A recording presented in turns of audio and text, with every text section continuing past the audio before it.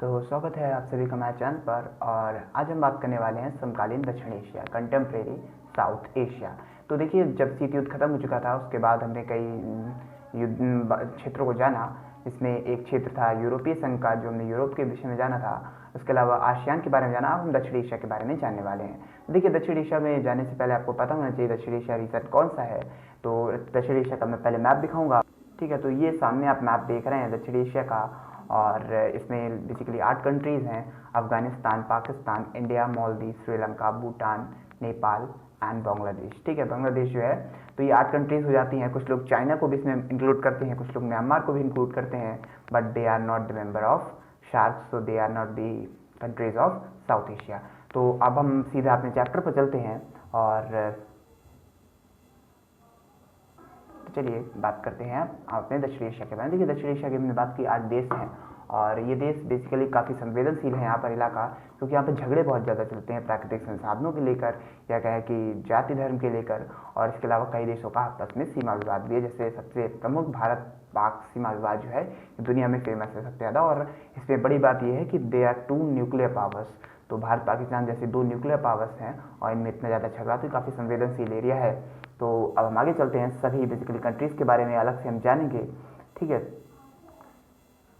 क्या है दक्षिण एशिया हमने जब समझ लिया है। देखिए, दक्षिण एशिया की अगर बात करें तो कई बार आ जाती है भौगोलिक स्थिति। तो देखिए, हम इस चैप्टर में केवल वही जानेंगे जो एग्जाम पॉइंट ऑफ व्यू से इंपॉर्टेंट हो सकता है।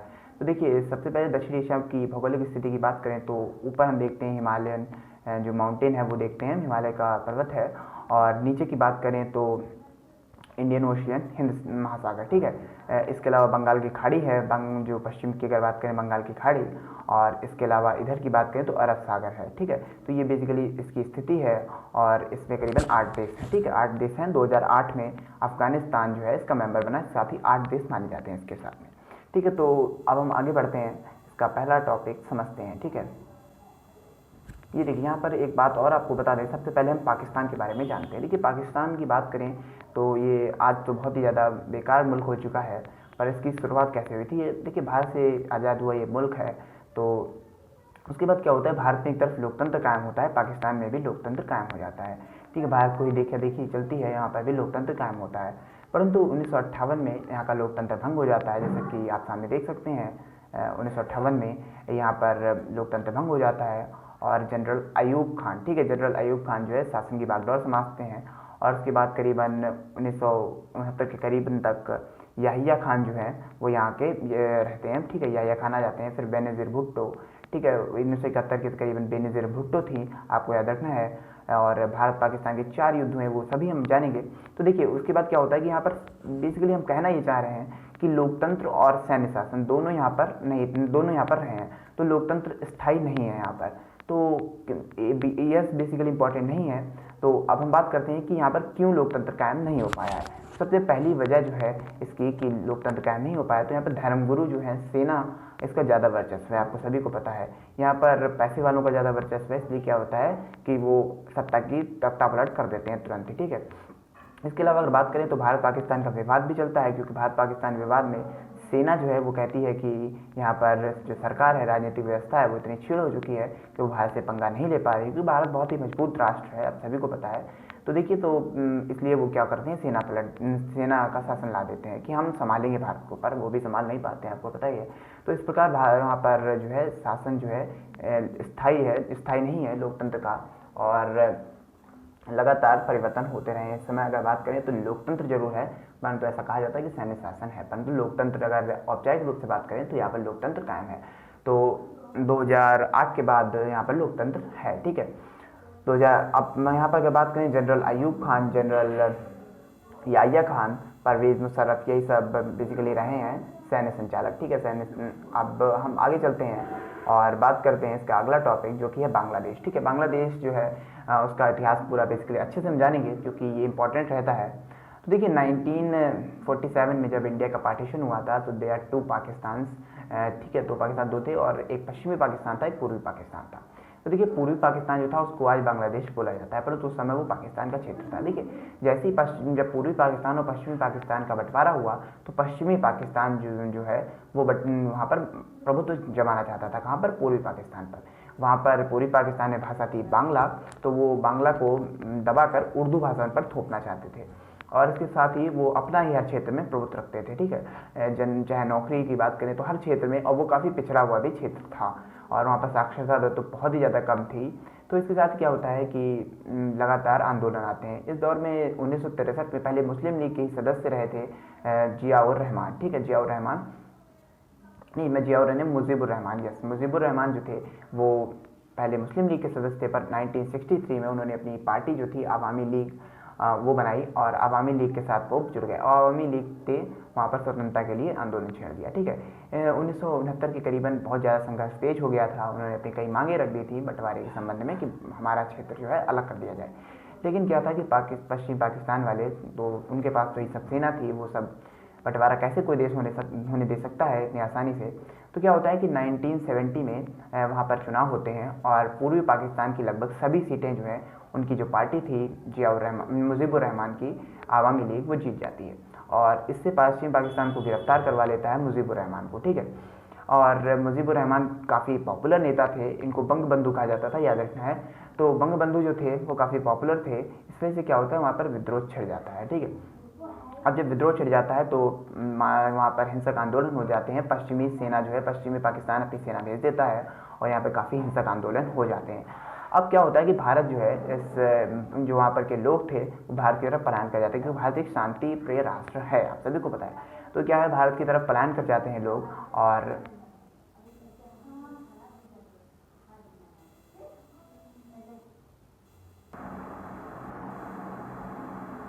Technical fault.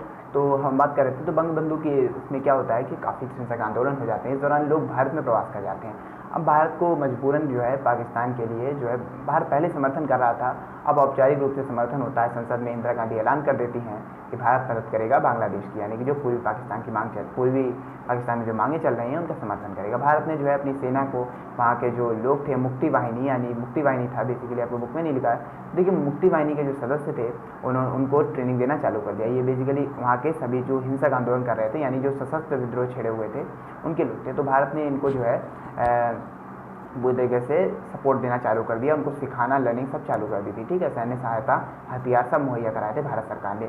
इसके बाद क्या होता है कि पाकिस्तान जो है काफ़ी इसमें आक्रमण करने का प्रयास करता है, लगातार घुसपैठ करता है। इस दौरान भारत पर दबाव डालता है, पूरे विश्व में भारत पर दबाव डाला जाता है और यहाँ तक कि जो अमेरिका था और कई देश जो बड़े बड़े थे, चाइना, फ्रांस, जर्मनी, जापान जैसे देश जो थे, वो भी भारत पर इसका दबाव डालते हैं। परंतु क्या होता है कि भारत झुकता नहीं है और भारत करता रहता है। इस दौरान 1971 में पाकिस्तान आक्रमण कर देता है भारत पर। ठीक है, लेकिन भारतीय सेना तो हम जानते हैं कितनी बेहतरीन है। भारतीय सेना बहुत जल्दी हरा देती है पाकिस्तान को और पाकिस्तान के सरेंडर करने के इतिहास का सबसे बड़ा सरेंडर था।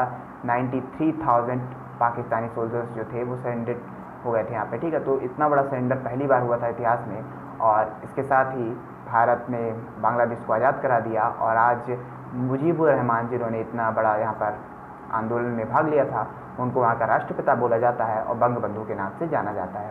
भारत ने भी उनके जन्म दिवस पर बधाई दी थी। तो इसी के साथ हमने देखा कि बांग्लादेश, परंतु बांग्लादेश में क्या होता है, 1971 में जब बांग्लादेश इंडिपेंडेंट स्टेट बन जाता है, यानी कंट्री बन जाता है, उसके बाद भी यहाँ की प्रॉब्लम्स ख़त्म नहीं होती हैं।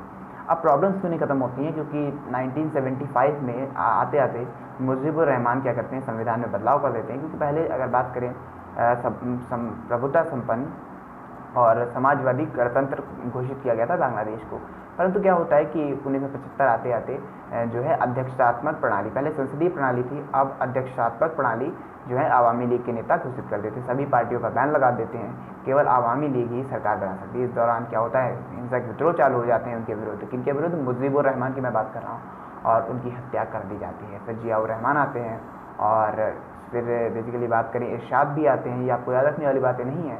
इरशाद जो आते हैं, जो अभी देखेंगे हम, शार्क के राष्ट्रपिता, मतलब शार्क जो नेशन था उसके पिता भी बोले जाते हैं इरशाद, ठीक है, हुसनैन इरशाद। तो जो वो थे और वो एक सैन्य संचालक थे, यानी कि सैन्य शासक थे।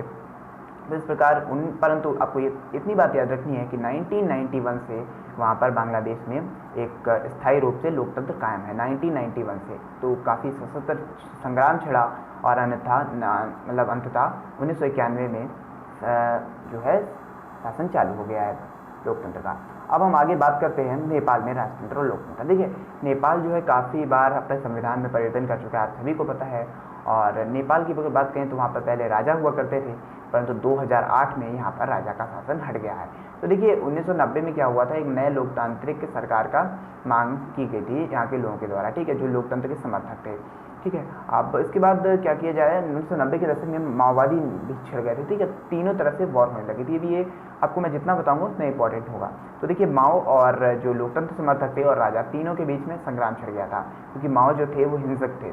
और इसके साथ में बाद में क्या होता है, लोकतंत्र समर्थक और माओ एक तरफ हो जाते हैं और लोकतंत्र की मांग करते हैं राजा के शासन को हटाने के लिए, ठीक है। राजा पहले शुरुआत में 1989 में थोड़े अधिकार दे देता है, ठीक है, परंतु बाद में वो उसे भी छीन लेता है। 2002 में यहाँ पर संसद को भंग कर दिया जाता है और फिर वॉर चलने के बाद 2002 में जब इतनी ज़्यादा वॉर हो जाती है, जब ज़्यादा सशस्त्र संग्राम हो जाता है, हिंसक आंदोलन होते हैं माओ के द्वारा, जो माओवादी थे, तो फिर इसके बाद क्या होता है, 2002 में संसद भंग कर दी जाती है। 2004 में फिर यहाँ पर दोबारा संसद पेश की जाती है और 2006 से यहाँ पर जो है देशव्यापी लोकतंत्र लिखा हुआ है सामने, जो है यहाँ से चालू हो जाता है। 2006 से यहाँ पर लगातार कायम है और यहाँ पर 2014 में अपना एक अलग संविधान दोबारा निर्मित किया गया था। 2014 से फिर से एक बार संविधान बना था।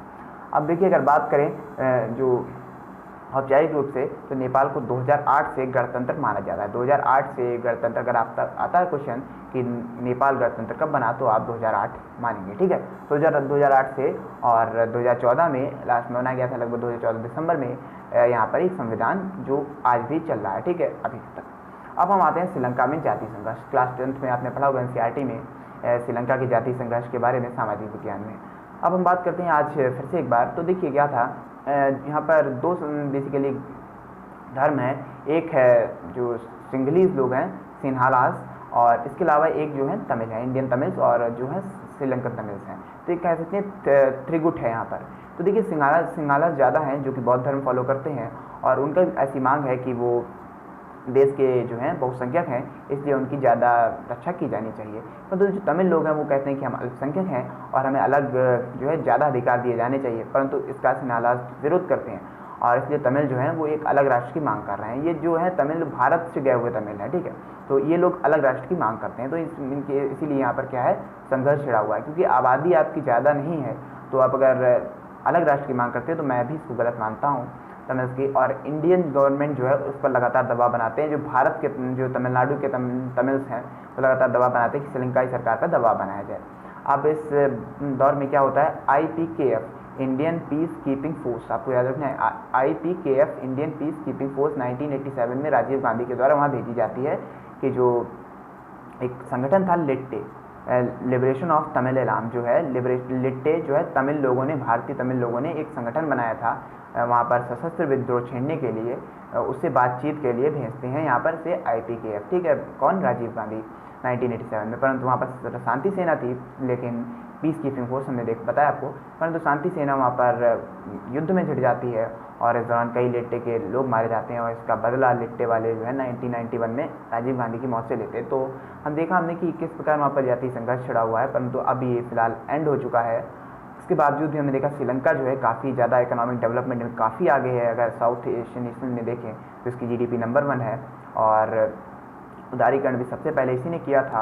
और HDI रैंकिंग देखें तो साउथ जो एशिया है उसमें नंबर 1 इसकी है, साउथ एशिया में सबसे अच्छी रैंकिंग इसकी ही है। इसके अलावा अगर इसकी बात करें तो जनसंख्या नियंत्रण भी काफ़ी अच्छा है। तो इसके बावजूद इतना सशस्त्र संग्राम छिड़ा, काफ़ी यहाँ पर विवाद रहे हैं, उसके बाद भी इसका डेवलपमेंट हमने देखा काफ़ी अच्छा है, ठीक है। तो अब हम बात करते हैं, आगे चलते हैं, और भारत पाकिस्तान संघर्ष। तो देखिए ये जो सवाल है ये बेसिकली आप सभी को पता है कि भारत पाकिस्तान के मध्य कितने संघर्ष हैं। तो देखिए भारत पाकिस्तान के मध्य जो है कौन कौन से संघर्ष हैं, सबसे पहले हम इस पे जान लेते हैं। देखिए सबसे पहले सीमा विवाद पे जानते हैं। तो जो सीमा विवाद है मैं पहले आपको वो मैप के माध्यम से दिखाऊंगा, ठीक है। तो ये देखिए मैप मैं सामने लाया हूँ और अब इसमें देखिए तो मैं प्रेस ले लेता हूँ। हाँ देखिए, तो ये जो ऊपर का क्षेत्र आप देख रहे हैं ये बेसिकली इंडिया के पास पूरा कश्मीर नहीं है, ठीक है। आप सभी को पता है POK जो है पाकिस्तान ने कब्जा कर रखा है। तो ये POK का जो बेसिकली एरिया है वो ये एरिया है, यहाँ से जो ऊपर का आप देख रहे हैं, तो ये ऊपर का एरिया जो है वो POK के पास, यानी तो इस पर विवाद चलता है काफ़ी। तो इसको जम्मू कश्मीर विवाद है और पाकिस्तान चाहता है इसको पूरा ले लिया जाए और भारत चाहता है कि ये जो पाकिस्तान के पास है ये भी इससे ले लिया जाए। तो इसके अलावा अगर बात करें तो एक और क्षेत्र में विवाद है जो कि है सर्करिक रेखा विवाद। ठीक है, सर्करिक रेखा यहाँ पर देखिए, ये भारत का पश्चिमी पॉइंट है जो कच्छ जिले में पड़ता है, और यहाँ पर काफ़ी कहा जाता है कि यूरेनियम काफ़ी है, तो जो परमाणु ऊर्जा को काफ़ी अच्छा रहता है परमाणु ऊर्जा के लिए। तो यहाँ पर ये देखिए, ये है बेसिकली, मैंने ये देखिए मैं थोड़ा डार्क कर देता हूँ। तो यहाँ पर जो है भारत का पश्चिमी पॉइंट है, सुदूरतम जो है पश्चिमी बिंदु है सर्करिक रेखा। ठीक है, सर्करिक रेखा विवाद भी है। इसके अलावा अगर बात करें तो काफ़ी विवाद हैं। एक और विवाद है आतंकवाद संबंधित विवाद। तो अब हम बेसिकली अपने चैप्टर पे पहुंचते हैं।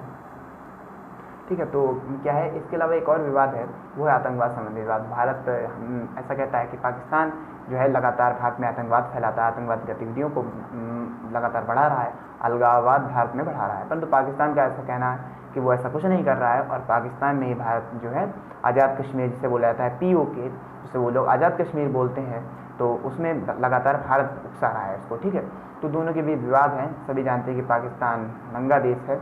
तो अब हम आगे चलते हैं। इसके अलावा अगर और भी बात करें तो काफ़ी विवाद हैं, जैसे कि आतंकवाद हमने देखा, अलगाववाद देखा, सीमा विवाद देखा। इसके अलावा नदी जल बंटवारा विवाद भी है, परंतु अभी वो फिलहाल सुलझा हुआ है। ठीक है, 90s, अभी मैं आपको सब कुछ बताने वाला हूँ। ठीक है, इसके अलावा अगर हम बात करें तो भारत पाकिस्तान के बीच 4 वॉर्स हुई हैं। ठीक है, 4 वॉर हुई हैं, सभी के बारे में आपको थोड़ा थोड़ा जानना है। 1948 की वॉर, जिसको भारत पाकिस्तान की वॉर जो है UNO नहीं बोलता है। ठीक है, वो ऐसा नहीं बोलता है कि ये पाकिस्तान के द्वारा छेड़ी गई वॉर थी, परंतु सभी जानते हैं कि छेड़ी पाकिस्तान के द्वारा ही थी। तो देखिए, कबायली आतंक जो लोग थे उन्होंने जम्मू कश्मीर पर उसी दौरान कब्जा किया था POK पर, तो इसलिए विवाद हुआ था। जम्मू कश्मीर को लोग हड़पना चाहते थे, इसलिए उन्होंने आक्रमण किया था। तो ये पहला जो है युद्ध हुआ था 1947 से 48 के तकरीबन। ठीक है, और 47 में स्टार्ट हुआ था, और 48 में जो है 1 जनवरी को लगभग खत्म हो गया था। तो 47 का वॉर या 48 का वॉर आप बोल सकते हैं। अब हम आते हैं, अगला वॉर जो था वो 1965 का वॉर था, जो कि नदी जल बंटवारे के संबंध में हुआ था लाल बहादुर शास्त्री के टाइम पर। ठीक है, इसके बाद में क्या होता है कि एक समझौता कराया जाता है लाल बहादुर शास्त्री और जनरल आयूब खान के द्वारा। ठीक है, जनरल आयूब खान के द्वारा एक समझौता होता है। तो समझौता था बेसिकली, अगर बात करें वो समझौता कहा जाता है शिमला समझौता। ठीक है, शिमला नहीं, ताशकंद समझौता। ये ताशकंद समझौता था 1966 का, जिसमें हमारे लाल बहादुर शास्त्री जी मर भी गए थे, मतलब वहाँ पर ही उनकी डेथ हो गई थी, आज तक नहीं पता चला है। 1971 में एक वॉर हुई थी जो कि इंदिरा गांधी के टाइम पर हुई थी, हमने अभी देखा, वो बांग्लादेश से संबंध में थी, वो भी हम कह सकते हैं सीमा विवाद था। ठीक है, तो वो जो हुई थी उसके बाद भी 1972 में एक एग्रीमेंट साइन होता है बेनज़ीर भुट्टो और इंदिरा गांधी के द्वारा, उसको बोला जाता है शिमला एग्रीमेंट। ठीक है, शिमला समझौता, ताशकंद शिमला। ठीक है, ताशकंद शिमला, पहले ताशकंद होता है 1965 के बाद 1966 में, और 1971 के बाद 72 में होता है शिमला एग्रीमेंट।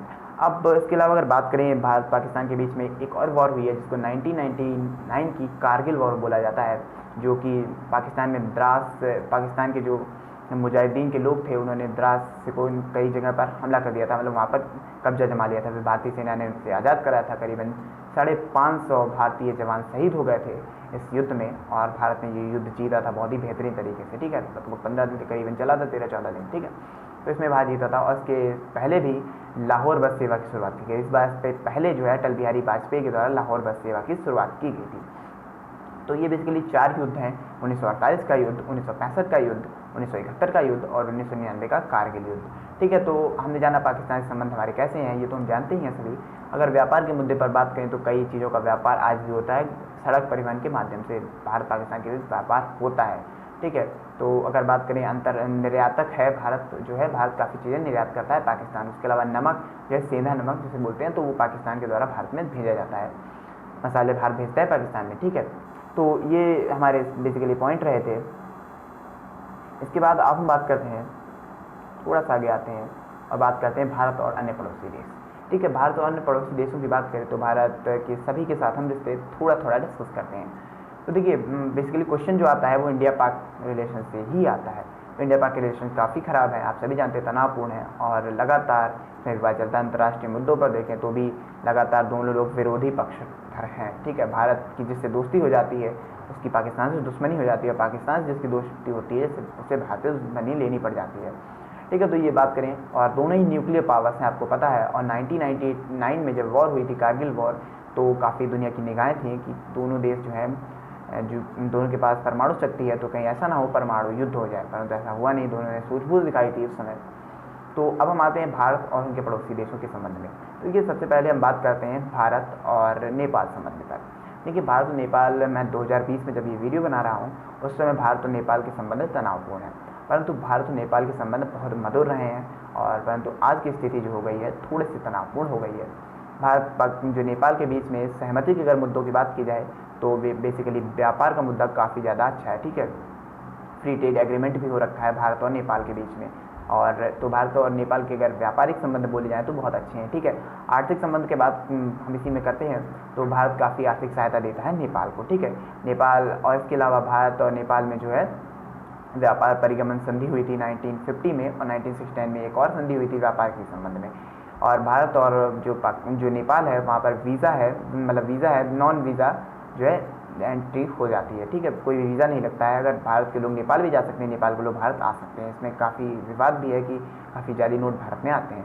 इसके अलावा बात करें अगर, तो भारत में जो सरकारी पद हैं केवल IAS और IFS और IPS ये 3 सर्विसेज छोड़कर सभी शेष पदों पर नेपाली लोग नियुक्त हो सकते हैं, ठीक है। भारत सरकारी नौकरियों में भी नेपाली लोग नियुक्त हो सकते हैं, तो काफ़ी अच्छी चीज़ है। तो नेपाल के साथ संबंध अच्छे रहे हैं, ठीक है। इसके अलावा अगर बात करें तो हमने देखा और काफ़ी अच्छा हम लोगों का रिश्ते रहे हैं, क्योंकि संस्कृति दोनों की एक रही है, वो भी हिंदू राष्ट्र है और हम भी धर्मनिरपेक्ष मानते हैं, परंतु हिंदू बहुसंख्यक हैं, ठीक है। तो काफ़ी दोनों की संस्कृति अच्छी रही है और इसलिए दोनों के संबंध अच्छे रहे हैं। परंतु इस समय क्या है कि असहमति के मुद्दे थोड़ा सा ऊपर आ गए हैं। देखिए असहमति के मुद्दे सबसे पहले ये हैं कि जो है नेपाल में माओवादी संगठन जो है काफ़ी उग्र हो चुके हैं भारत के विरुद्ध, ठीक है। वहाँ पर आतंकवादी गतिविधियाँ जो भारत विरोधी गतिविधियाँ हैं उन पर लगाम नहीं लगा रही है नेपाल सरकार। काफ़ी बार भारत सरकार ने अपील भी की है, परंतु ऐसा नहीं हुआ है। इसके अलावा हाल ही में सीमा विवाद आया है सामने, और ये सीमा विवाद आया है चीन के कारण, ठीक है। नेपाल ने कई मामलों पर चीन का समर्थन किया है, और ये जो है सबसे बड़ा जो है हम कह सकते हैं कि विवाद की वजह रही है। इसके अलावा बात करें तो जो सीमा विवाद है वो क्षेत्र है लिपुलेख, काला पानी, ये 2 क्षेत्र जो हैं इसको क्या किया है, और एक लिपियाधुरा है, ठीक है। लिपियाधुरा, लिपुलेख और काला पानी, ये बुक में नहीं है। तो हम बात करें अभी की बात करें रिसेंटली की मार्च अप्रैल की, तो क्या हुआ कि ये तीनों क्षेत्रों को जो नेपाल ने अपना मैप जो बनाया है, अपना राजनीतिक मैप हर देश बनाता है जिसमें, तो उसमें क्या किया, उसने अपना क्षेत्र लिखा है, परंतु भारतीय एडमिनिस्ट्रेशन जो है इंडियन एडमिनिस्ट्रेशन वहाँ पर काम करता है, भारतीय शासन की जो नियम है वो वहाँ पर लागू होते हैं, तो वो मानता है कि वो हमारा क्षेत्र है, ठीक है। तो ये इसके कारण काफ़ी विवाद हुए हैं। अब हम बात करते हैं अपने अगले देश के साथ हमारे संबंध कैसे हैं। तो अब हम अगले देश पे आते हैं, भारत भूटान संबंध के बारे में। देखिए भारत भूटान के संबंध अत्यंत मधुर हैं। अगर दक्षिण एशिया में किसी 2 गहरे दोस्ती के अगर हम प्रमाण देखें तो वो कौन से 2 गहरे दोस्त हैं, भारत और भूटान। भूटान काफ़ी गरीब देश है, परंतु जो है भारत के वो जो उसने भारत उसकी असहमति के कोई भी बड़े मुद्दे नहीं है, ठीक है। सभी सहमति के मुद्दे हैं। काफ़ी भारत जो है बिजली भारत निर्यात करता है, कहाँ से, भूटान से। 1/3 जो बिजली है भारत की, मतलब भूटान की 1/3 बिजली जो है वो भारत में ही भेजी जाती है। जनतक प्रोजेक्ट चल रहा है जिसमें भारत ने काफ़ी मदद की है। पनबिजली परियोजनाएं भी हैं भूटान में, जिसमें लगभग बहुत ज़्यादा पैसा भारत देता है, और करीबन हर बार जब भी कोई प्रधानमंत्री, अभी हाल ही में तो 10 साल रहने वाले हैं नरेंद्र मोदी जी, तो उनकी बात करें तो उन्होंने भी जो अभी वो गए थे वहाँ पर, उनकी यात्रा पर गए थे भूटान में 2014 में, जब वो चुनाव जीते थे सबसे पहले भूटान की यात्रा पर गए थे। ये भी एक रोचक तथ्य है। और उस दौरान उन्होंने काफ़ी मदद की थी, करीबन $800 की मदद दी थी उनको। तो काफ़ी अच्छे रिश्ते हैं हमारे और भूटान के, तो कोई भी असहमति का पॉइंट नहीं है। जो गतिविधियाँ हुई हैं भारत विरोधी गतिविधियाँ, उन पर भी भूटान सरकार ने लगाम लगाया। भूटान की सरकार या राजा है, भूटान के राजा ने लगाम लगाया। भूटान की अगर बात करें तो वहाँ पर राजतंत्र है, मैंने आपको बताया नहीं, राजतंत्र भूटान में कायम है। अब हम आते हैं भारत और श्रीलंका संबंधों की बात करें। देखिए भारत और श्रीलंका संबंधों की बात करें तो बेसिकली तनावपूर्ण रहते हैं, लेकिन अत्यंत इस समय अगर बात करें तो काफ़ी मधुर हैं। क्योंकि अगर हम बात करें 1949 में दोनों देश साथ में आज़ाद हुए, और भारतीय संस्कृति और श्रीलंकन जो कल्चर है वो काफ़ी मैच करता है। तो इसकी बात करें तो साथ में, लेकिन 1987 में जब भारत ने सेना भेज दी थी वहाँ पर IPKF की, राजीव गांधी के नेतृत्व में, तो क्या हुआ था, तो तनाव बढ़ गया था। तनाव जब बढ़ गया तो काफ़ी विवाद हुआ, परंतु इस समय जो है व्यापार के मुद्दे पर दोनों देश साथ हैं, और श्रीलंका ने अंतर्राष्ट्रीय मंचों पर भी भारत का लगातार समर्थन किया है। और इसके साथ ही अगर फ्री ट्रेड एग्रीमेंट की बात करें तो श्रीलंका से हमारा फ्री ट्रेड एग्रीमेंट भी साइन हो रखा है। श्रीलंका में देखा काफ़ी अच्छी इकोनॉमिक डेवलपमेंट कर रहा है। तो श्रीलंका से हमारा काफ़ी व्यापार होता है और मन्नार की खाड़ी है उसके माध्यम से होता है। विशाखापट्टनम और कोच्चि के जो बंदरगाह हैं उनसे भी काफ़ी ज़्यादा सामान आयात और निर्यात किया जाता है। तो ये भारत और श्रीलंका संबंध है जो कि ओवरऑल बात करें तो काफ़ी अच्छे हैं, ठीक है। परंतु कुछ तनाव के मुद्दे भी रहे हैं। अब आगे चलते हैं और आगे हम बात करते हैं। इसके अलावा अगर बात करें जो हमारे और देश बचते हैं भारत और मालदीव के संबंध के बारे में, तो देखिए मालदीव जो है एक काफ़ी छोटा देश है परंतु अत्यंत सुंदर राष्ट्र है। आपने फ़ोटो अगर देखी हो तो आप जानते होंगे और काफ़ी अच्छा राष्ट्र है, ठीक है। मैं गया भी हूँ मालदीव, तो मालदीव जो है काफ़ी अच्छा देश है। और अगर उसकी बात करें तो वहाँ पर अध्यक्षात्मक शासन है, मालदीवियन डेमोक्रेटिक पार्टी वहाँ पर रूल कर रही है इस समय। तो वहाँ की संस्कृति और भारतीय संस्कृति मैच तो नहीं होती है, परंतु एक छोटा देश, एक गरीब देश है कहें अगर तो गलत नहीं होगा। तो काफ़ी भारत जो है आर्थिक सहायता भी देता है मालदीव को। और इसके अलावा 1988 में जब मालदीव और श्रीलंका की वॉर हुई थी, यानी मालदीव में सेना भेज दी थी श्रीलंका ने, तब भारत ने जो है अपनी सेना भेजकर जो है वहाँ पर बचाया था मालदीवियन को, ठीक है। मालदीव को बचाया था, मालदीव की रक्षा की थी। तो उससे भी विवाद हुआ था श्रीलंका के साथ में, परंतु मालदीव से ओवरऑल हमारे रिश्ते बहुत अच्छे हैं, ठीक है। काफ़ी हमारा एग्रीमेंट जो है साइन हो रखे हैं। फ्री ट्रेड एग्रीमेंट हालांकि नहीं हुआ है, परंतु काफ़ी एग्रीमेंट जो है व्यापार के मुद्दे पर साइन हो रखे हैं हमारे मालदीव के साथ में। तो अगर बात करें अगर भारत अफगानिस्तान के रिलेशंस पर तो काफ़ी कोई क्वेश्चन आता नहीं है, परंतु भारत अफगानिस्तान के रिश्ते भी बहुत अच्छे हैं। और जो है आतंकवादी गतिविधियाँ हालांकि तालिबान के द्वारा कई बार भारत में हो चुकी हैं, परंतु अगर बात करें व्यापार या अंतर्राष्ट्रीय राजनीतिक रिश्तों की तो काफ़ी अच्छे हैं। अफगानिस्तान लगातार पाकिस्तान का विरोध और भारत का समर्थन करता रहा है। इसके अलावा अगर बात करें भारत बांग्लादेश संबंधों की, तो ये इससे क्वेश्चन सबसे ज़्यादा आने वाला है भारत और बांग्लादेश संबंधों के बारे में। तो भारत बांग्लादेश के पहले हम सहमति के मुद्दे समझते हैं। देखिए भारत और बांग्लादेश के मध्य सबसे पहला सहमति का मुद्दा है व्यापार का मुद्दा, ठीक है। काफ़ी मात्रा में भारत से व्यापार होता है और भारत और बांग्लादेश की संस्कृति काफ़ी मिलती जुलती है। आप सभी को पता है बांग्ला जो भाषा है वो भारत की है, बांग्लादेश बेसिकली भारत का ही हिस्सा था, तो काफ़ी हमारी कल्चर वहाँ से मिलता है। तो देखिए जो बांग्लादेश है उससे हमारा व्यापारिक रिश्ता काफ़ी अच्छा है, काफ़ी ज़्यादा व्यापार होता है और काफ़ी ज़्यादा जो है आर्थिक रिश्ते मजबूत हैं। इसके अलावा अगर बात करें राजनीतिक मंचों पर तो भी भारत का कई बार जो है ज़्यादातर समर्थन करता है बांग्लादेश, ठीक है।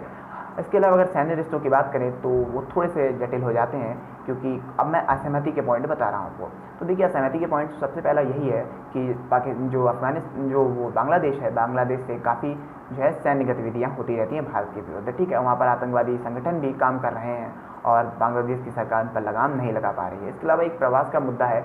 भारत में काफ़ी ज़्यादा प्रवासी रहते हैं, पाकिस्तान वहाँ के बांग्लादेश के करीबन 2 करोड़ लोग रहते हैं असम और पश्चिम बंगाल में। तो भारत सरकार उनसे मांगती है कि ये अवैध रूप से रह रहे हैं, इनको आप बुलाइए, परंतु ऐसा बांग्लादेश नहीं मानता है। इसके अलावा एक पाइपलाइन जाती है भारत और म्यांमार के भारत म्यांमार जो है अगर तेल व्यापार करना चाहें तो वहाँ से जो है जो बांग्लादेश है वो अपनी पाइपलाइन नहीं इजाद करता है, ठीक है। भारत को असम से होकर अपनी पाइपलाइन ले जानी पड़ती है, तो इससे भी काफ़ी खर्चा भारत का बढ़ता है और इससे संबंध भारत के खराब होते हैं। और इसके अलावा चीन और पाकिस्तान से उसको कई बार समर्थन मिलता है और ये भारत विरोधी गतिविधियों को भी करने लगता है। तो ओवरऑल बात करें तो रिश्ते मधुर हो रहे हैं, यानी प्रयत्न है हम लोग का अच्छा हो अगर तो रिश्ते मजबूत होंगे, परंतु कई असहमति के मुद्दे हैं जिन्हें जल्द से जल्द दूर किया जाना चाहिए। ये वाला निष्कर्ष हम बता सकते हैं भारत और बांग्लादेश के रिश्तों का। तो भारत बांग्लादेश के रिश्ते ओवरऑल अच्छे हैं, हम ये लिखेंगे निष्कर्ष में, परंतु इनको सुधारने की ज़रूरत है। तो इस प्रकार हमने देखा दक्षिण एशिया में भारत और अपने जो देश हैं उनके बारे में। तो अब हम अपने आखिरी टॉपिक पर जा रहे हैं, बेसिकली वो है शांति और सहयोग का मुद्दा, ठीक है। तो देखिए दक्षिण एशियाई देशों में अगर बात करें तो जो विदेशी पावर हैं उनकी भी काफ़ी दखलंदाजी रहती है, जैसे कि भारत और पाकिस्तान के मुद्दे पर कई बार जनमत संग्रह कराने की बात कह चुका है अमेरिका। तो भारत ने सख्त मना कर दिया है। अभी डोनाल्ड ट्रंप ने कहा था कि जनमत संग्रह में कराने के लिए तैयार हूँ, परंतु भारत सरकार में मोदी जी ने मना कर दिया था। क्या बेहतरीन कदम था। तो देखिए काफ़ी हस्तक्षेप होता है, चाइना का भी हस्तक्षेप होता है। China is not the part of South Asia, सभी जानते हैं, बट वो काफ़ी दखलंदाजी करता रहता है। और इसके अलावा हम अपने आखिरी टॉपिक पे बात करने वाले हैं जो कि है सार्क और साफ्टा, ठीक है। सार्क और साफ्टा ये देखिए मैंने इसीलिए आपको आखिरी में बताया क्योंकि आप ओवरऑल पूरा व्यू ले चुके हैं। अब हम बात करते हैं सार्क और साफ्टा की। ये सबसे इंपॉर्टेंट है सार्क, ठीक है। सार्क और साफ्टा से काफ़ी क्वेश्चन आते हैं और ये जो है लघु उत्तरीय प्रश्नों में काफ़ी आता है। तो देखिए सार्क जो है 1985 में, देखिए सार्क जो है एक क्षेत्रीय सहयोग संगठन है। South Asian association for regional cooperation, ठीक है, इसकी फुल फॉर्म है, दक्षेस बोला जाता है, दक्षिण एशियाई क्षेत्रीय सहयोग संगठन, south Asian association for regional cooperation, ठीक है, ये इसकी फुल फॉर्म है। इसकी स्थापना 1985 में की गई थी। आपको याद रखना 1985 में किसके प्रयासों से की हुई थी, और इसने सबसे ज़्यादा प्रयास किया था जो है हुसनैन विसाद ने, बांग्लादेश के सबसे ज़्यादा प्रयास हैं, और इसीलिए इसका पहला सम्मेलन कहाँ हुआ था, ढाका में हुआ था। और इसके अलावा अगर इसके लास्ट सम्मेलन की बात करें तो 2014 में इसका आखिरी सम्मेलन हुआ है, तब से आज तक इसका सम्मेलन नहीं हुआ है, वो हुआ था काठमांडू में, नेपाल की राजधानी काठमांडू। उसके बाद जो है पाकिस्तान में जो होने थे सम्मेलन वो भारत ने रद्द करा दिए थे, क्योंकि भारत है एक महाशक्ति, ठीक है। और इसके अलावा अगर बात करें शार्क की, तो शार्क जो है उसके उद्देश्य सभी संगठनों के वही होते हैं जो शार्क के भी वही हैं, क्षेत्रीय से शांति स्थापित करना, सहयोग देना और व्यापार के मुद्दों के साथ रहना, सामाजिक, आर्थिक, सांस्कृतिक सभी प्रकार का विकास करना और लोगों के बीच सभी व्यापारिक मुद्दों का शांतिपूर्ण तरीके से हल करना, सैन्य मुद्दों का शांतिपूर्ण तरीके से हल करना। तो ये सभी के उद्देश्य होते हैं, यही दक्षिण एशियाई क्षेत्रीय सहयोग संगठन के भी उद्देश्य हैं। इसकी अगर बात करें तो ये एक सफल संगठन नहीं है, क्योंकि इसने अभी तक कोई भी संकट का पालन नहीं कर पाया है। देखिए इसमें सभी देश अपने अलग जाते हैं, ठीक है। अभी मैं साफ्टा के बारे में बताऊंगा तो आप और अच्छे से समझेंगे। देखिए साफ्टा जो है एक south Asian free trade agreement, यानी साउथ एशियन मुक्त व्यापार समझौता, ठीक है, साउथ एशिया का मुक्त व्यापार समझौता, ये 2004 में साइन कर दिया गया था और करीबन 2006 से जो है ये प्रभावी हो गया है। परंतु अगर इसकी बात करें तो देखिए आप सामने देख रहे हैं, ये देखिए साफ्टा जो है, तो ये देख रहे हैं आप साफ्टा। तो साफ्टा की अगर बात करें तो ये देखिए, तो साफ्टा जो है ये साइन तो कर दिया गया, परंतु इसका कोई फ़ायदा नहीं हुआ है। और जो देश हैं साफ्टा के, जो देश हैं काफ़ी दक्षिण एशिया में पिछड़े देश हैं, भारत और श्रीलंका को छोड़ दे तो काफ़ी पिछड़े देश हैं इसमें।